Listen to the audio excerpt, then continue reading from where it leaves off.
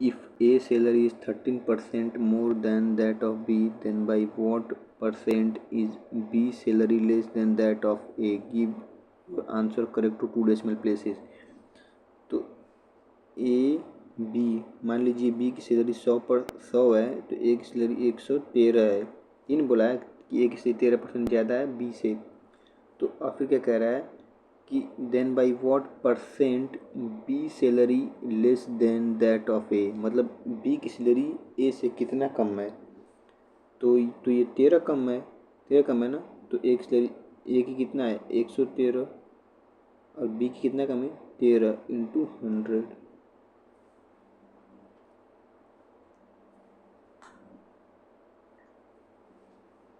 तो इसको हम सॉल्व करते हैं 133 अपॉन 113, तो ये अप्रॉक्सीमेटली आएगा 11.550%, मतलब कम है इतना। Option C is the correct answer.